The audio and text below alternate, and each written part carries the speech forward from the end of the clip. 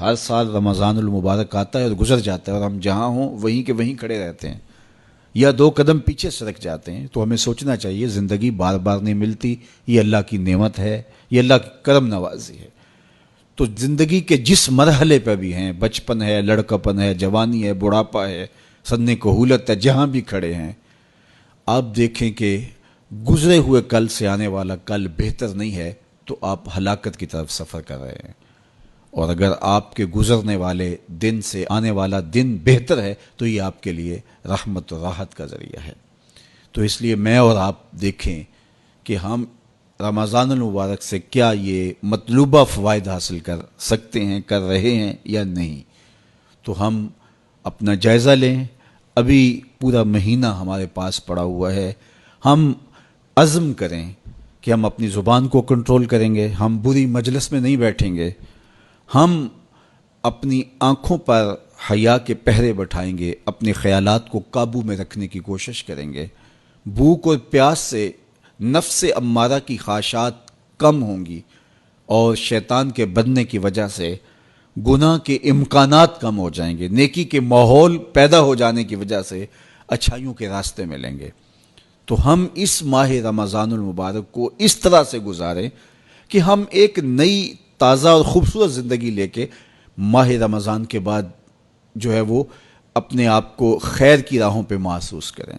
یہ ایک اللہ تعالیٰ نے ہمارے لیے ایسا مہینہ رکھا ہے جس میں ہم عصر نو اپنی زندگی کو مرتب کرتے ہیں. یہ ایک نیا ٹرینڈ سیٹ کرتا ہے یہ مہینہ، اور یہ ماہ مبارک ہماری زندگی کے اندر جو ہے وہ ایک نظم پیدا کرتا ہے. اس میں ہم جو ہے وہ اللہ سے، اس کے رسول سے، کتاب اللہ کے ساتھ، نیک لوگوں کے ساتھ، مسجد کے ساتھ، قرآن مجید کے ساتھ جڑ جاتے ہیں.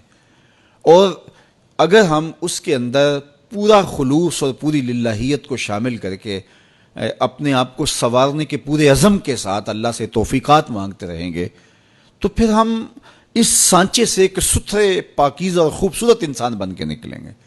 تو اس لیے ہمیں چاہیے کہ یہ مبارک مہینہ جو اللہ نے ہمیں نصیب کیا، اس مہینے کو اچھے طریقے سے ہم گزاریں.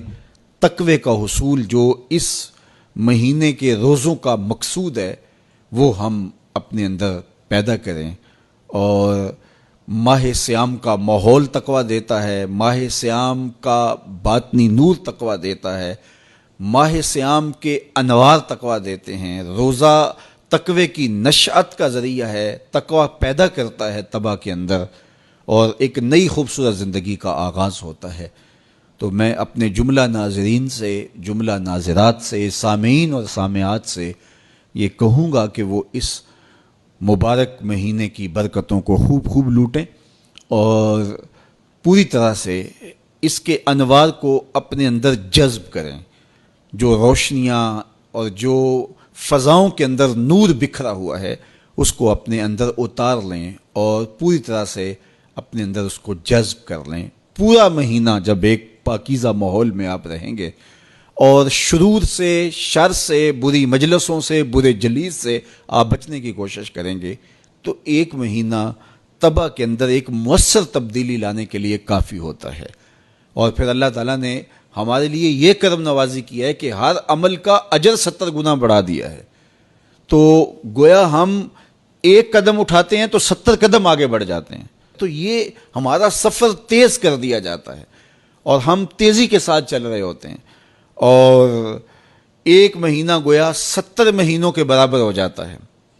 تو 70 مہینے مسلسل بندہ ایک نیکی کے ماحول میں رہے تو اس سانچے سے جب باہر نکلے تو پھر وہ کیسا نکھرا ہوا اور پاکیزہ انسان ہوگا. تو اس لیے ہمیں اس ایک مہینے کو پوری توجہ کے ساتھ صرف کرنا چاہیے اور اس کے ایک لمحے کی قدردانی کرنی چاہیے. تو دیکھنا پھر یہ مہینہ کس طرح زندگی کے اندر ایک نئی خوبصورت تبدیلی پیدا کرتا ہے. میں آپ سب لوگوں کے لیے دعا کرتا ہوں کہ اللہ اس ماہ مبارک کو، اس ماہ رحمت کو، ماہ نور کو میرے لیے، آپ کے لیے کرم نوازیوں اور رحمتوں کا ذریعہ بنائے.